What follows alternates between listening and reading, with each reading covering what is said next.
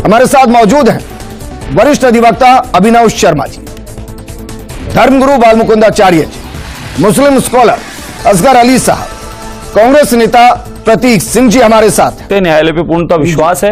राम मंदिर का 500 वर्ष का भी हमें इंतजार रहा और भगवान राम ने सुनी और वही वो निकला कि नीचे मंदिर को तोड़कर फिर इस तरीके से बनाया गया था, तो वही यहाँ पर है।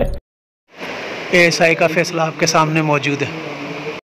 तो ये प्रसन्नता साहब जरा पहले टिप्पणी दीजिए, सवाल बाद में। जी, एक तो मैं ये अर्ज कर रहा हूँ कि एएसआई की रिपोर्ट आएगी, उसको मानना पड़ेगा सबको। और इससे पहले भी एएसआई की रिपोर्ट ने राम मंदिर के समय में अपनी रिपोर्ट दी थी और उसने उस वक्त ये कहा था कि यहाँ पर ये कोई भी मस्जिद मंदिर तोड़कर नहीं बनाई गई।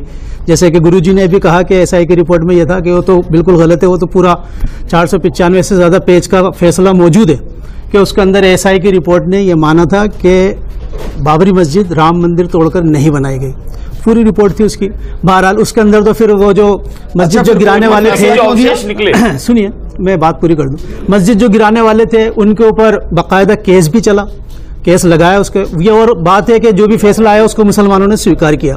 रही बात ज्ञानव्यापी मस्जिद की, तो ज्ञानव्यापी जो है ये एक मोहल्ले का नाम है, मस्जिद का नाम नहीं है। वो शाही जामा मस्जिद है, सालों से उसके अंदर नमाज होती आ रही है और अभी भी नमाज चल रही है। जैसा कि अधिवक्ता सर ने कहा, जब भी मस्जिद बनी होगी, जैसे कि अधिवक्ता सर ने कहा, मंदिर तोड़कर मस्जिद बनाई गई तब से नमाज पढ़ी जा रही है। सही कह रहे हैं। एक चीज मैं बताऊं कि मुगल आए थे, मुगलों ने यही काम किया था, मंदिरों को तोड़ा था और मस्जिद बनाई गई थी। बहुत सारे ऐसे उदाहरण हैं। गुजरात में सोमनाथ भी है। पहले आप बोल रहे, बोल ली, मैं बोल रहा हूँ, बोलता रहूंगा आपकी बात, मेरी बात मत काटो, बोल बात नहीं। तो हिंदुस्तान के अंदर मस्जिद के बगल में मंदिर होना या मंदिर के बगल में मस्जिद होना इस बात का संकेत नहीं होता है कि ये दोनों एक दूसरे को तोड़कर बनाई गई है।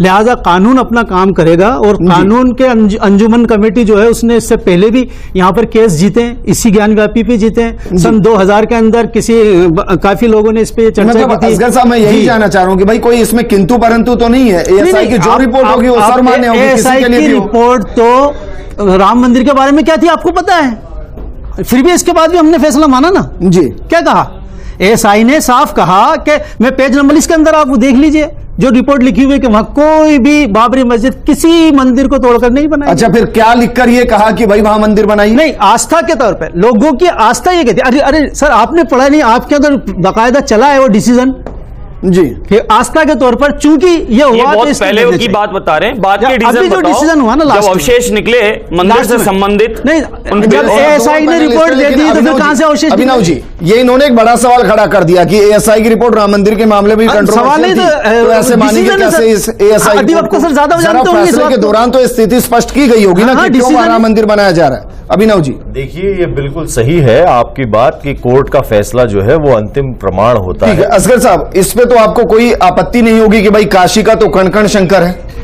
देखिए मैं बताऊं आपको, श्री बाबा कृष्ण राव अपनी पुस्तक में लिखते हैं कि अगर ये मस्जिद विश्वनाथ मंदिर को तोड़कर बनाई गई तो फिर काशी कुंड वो सही नहीं है, और अगर काशी कुंड सही है तो फिर वो बाबा विश्वनाथ की मंदिर मस्जिद तोड़कर वहां बनाई गई तो वहां होना चाहिए। तो ये तो हिंदू स्कॉलर खुद कह रहे हैं, मैं नहीं कह रहा।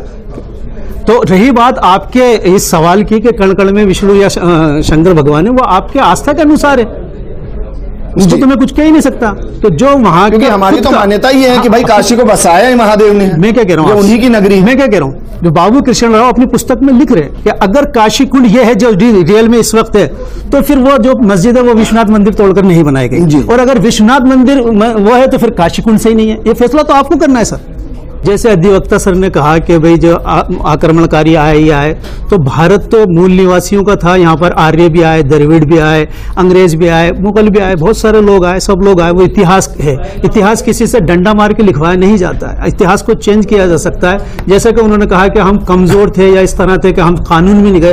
पिछले हमारे 80-75 सालों से हमारा कानून बहुत अच्छे से काम कर रहा है, तो कानून पे चित्ते पे सवाल हो जाएगा। दूसरा ये कि जो हमारा 99 उसका 1 का कानून है कि भाई जो स्थिति में जो भी धर्म है, धर्म स्थल, वो उसी स्थिति में रहेंगे, तो उसको भी आपको चेंज करना पड़ेगा, काफी चीजें बदलाव करनी पड़ेगी, यानी कि कानून के खिलाफ जाकर कोई काम करने पड़ेंगे। तो स्थिति यथा स्थिति जैसी अभी चल रही है वैसी ही स्थिति रहनी चाहिए जी। और लेकिन एएसआई की रिपोर्ट जो अगर आएगी, विशेष परिस्थिति